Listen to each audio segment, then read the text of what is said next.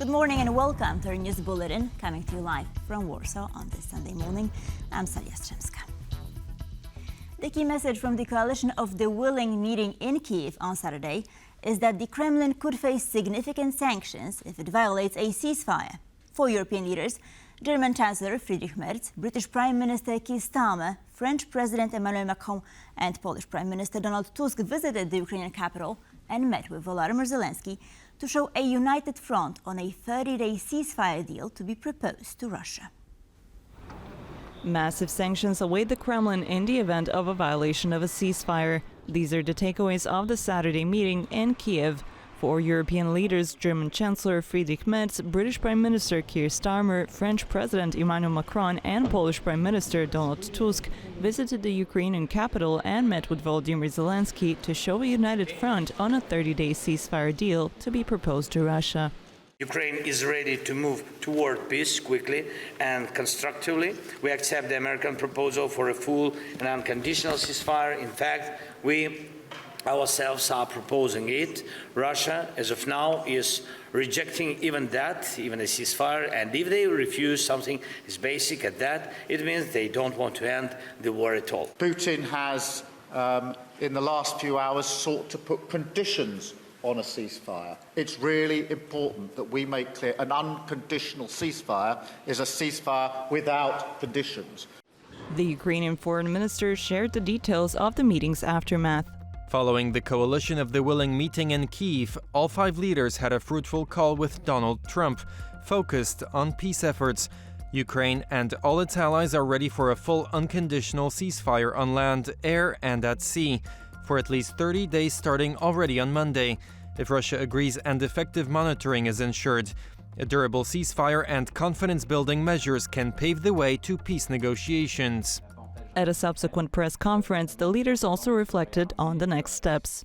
The real test is ahead of us and ahead of Russia and Putin. We will be waiting for Russia's reaction. One thing is clear, our proposal jointly shaped by the United States, Europe, Canada and Ukraine about the ceasefire is very serious. In the event of a violation of this ceasefire, we agreed that massive sanctions would be prepared and coordinated between Europeans and Americans. The German Chancellor added that helping Kyiv is not only in Ukraine's interest, but in the common European interest. For this war threatens not only Ukraine's territorial integrity, it aims to destroy the entire European political order. In a post on X, NATO Secretary General Mark Rutte said he joined more than 20 leaders of the coalition of the willing for a call on Saturday, and he endorses the meeting's outcomes. The visit by the four leaders to Kyiv marks the first time they have traveled together to Ukraine. During the trip, they also paid respects to the fallen Ukrainian soldiers. As European leaders met in Ukraine's capital on Saturday, residents of Kyiv reacted to the 30-day proposal of unconditional ceasefire. Considering that a strong team of leaders has arrived in Kyiv, Macron, Starmer, and the new German Chancellor, I think decisions are being made. Let's hope there will be a ceasefire and a more peaceful life. Then we can move forward to the process of establishing peace step by step. A lot will depend on how the pressure will be put on Putin, because this man doesn't understand anything other than force, and he can only be forced to agree to a ceasefire. So it all depends on whether our allies, and Trump first of all, will have enough power and willingness to introduce all those sanctions and deliver more weapons to Ukraine, or bring in a military contingent to our country. I do not believe Putin wants a ceasefire, but if there is pressure on him and he is forced to agree, it will be very good. There is always hope the evil will be punished. Russia is ready for negotiations without any preconditions, says Vladimir Putin, who stopped short of accepting the 30-day ceasefire proposal, offering instead to meet with Ukrainian representatives in Istanbul. There have been no direct talks between Russia and Ukraine since shortly after Moscow launched its full-scale invasion in February of 2022. Speaking at a press conference marking the end of Moscow's Victory Day celebrations, Putin rejected the 30-day ceasefire deal proposed by Ukraine's allies, adding that such a deal could be agreed upon as a result of negotiations conducted in Turkey. Notably, the Russian president did not extend the unilateral 3-day ceasefire that expired at midnight local time. He also accused Ukraine of violating and escalating attacks in the days leading up to the Victory Day truce. Ukraine has also reported that Russian attacks have continued despite the ceasefire. The 30-day ceasefire proposal is supported by both Ukraine's European allies and the US, which has agreed to implement a new package of sanctions should Russia refuse to sign.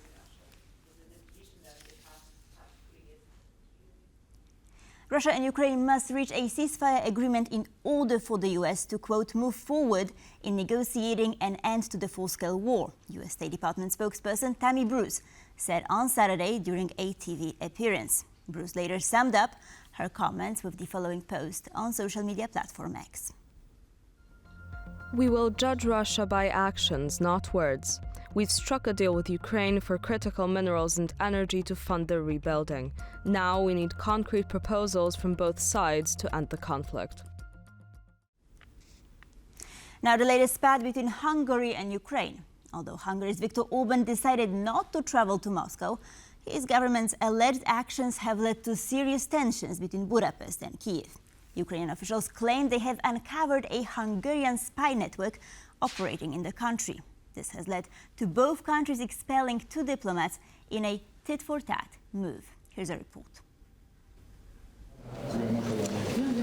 While European foreign ministers were gathering in Lviv to move forward with the creation of a special tribunal devoted to Russia's war crimes, the Hungarian foreign minister was expelling Ukrainian diplomats from Budapest.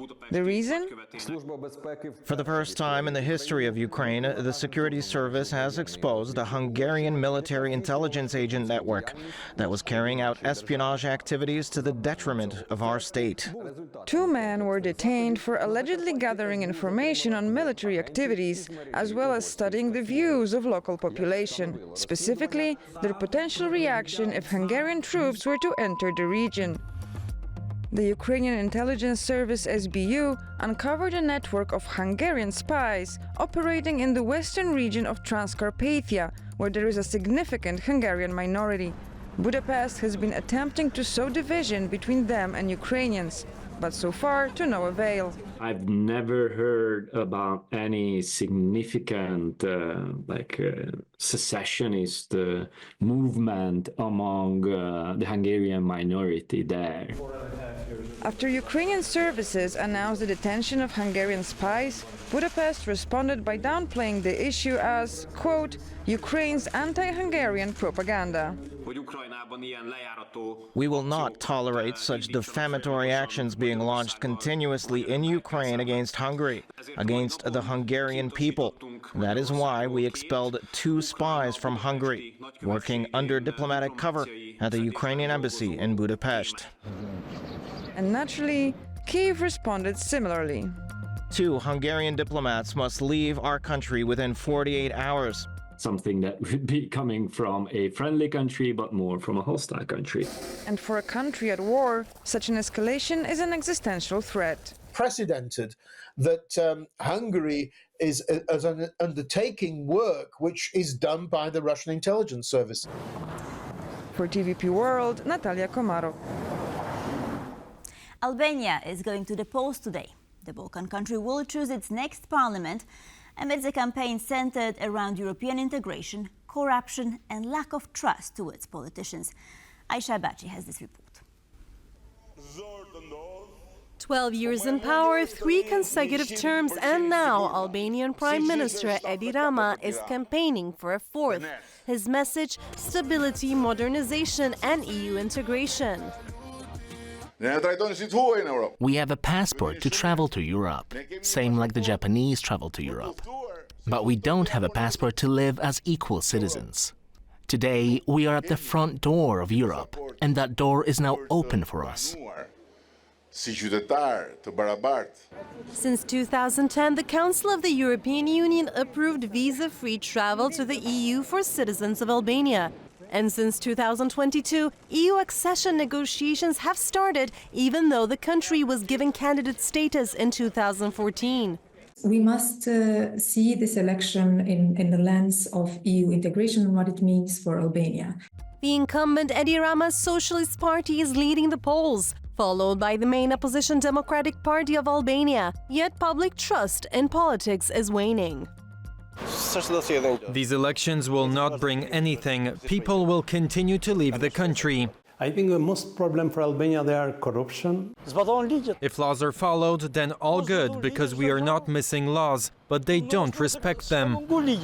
However, Rama holds an advantage through SPAC, the anti-corruption body co-designed with the EU support.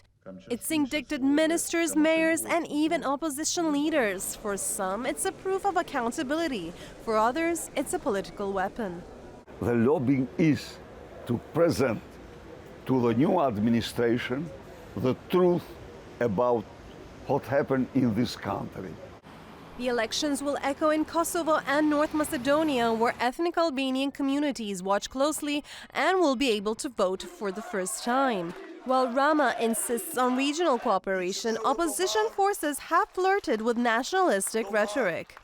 Democratic Party leader has even adopted a slogan making reference to the President Trump, Make America Great Again. And it doesn't end there. The Republican strategist behind Trump's 2024 comeback, Chris Lasivita, is now aiding Albania's main opposition leader, Sali Berisha, in his bid for a political revival. Meanwhile, Prime Minister Edi Rama has tightened security ties with the West, signing a landmark security and defense partnership with the EU last December, further anchoring Albania within NATO and EU sphere. This agreement shows that we will do more together. It clearly shows investment to our common security. It shows that Albania will be around all these important tables where we discuss the security and defense of Europe. But while both major parties are aligned on foreign policy, the most pressing question remains: can Albania carry out the necessary reforms to join the EU? We do not want European integration on paper. We want standards to be improved for people.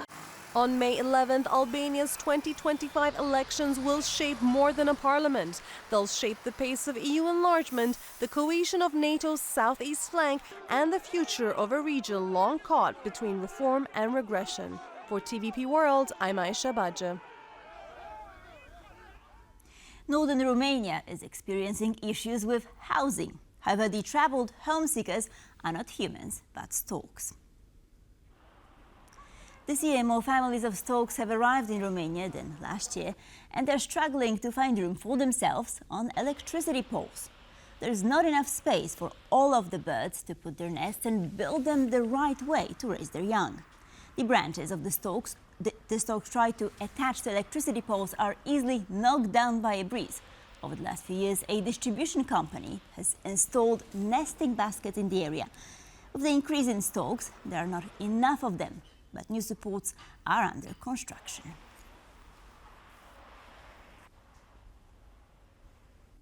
A rare 17th century gold coin minted under Polish King Sigmund III Vasa was sold for a record €1.65 million at an auction in Oslo on Saturday. This marks the highest price ever paid for a historical coin in Scandinavia.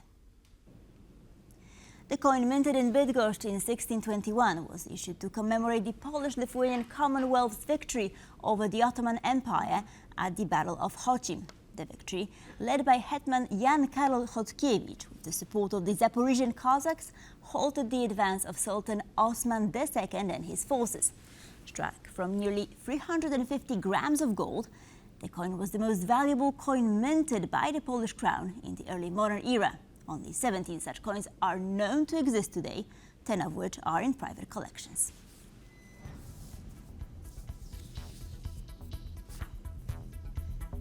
And with this, we conclude our news bulletin. Thank you for watching, and please stay tuned for more.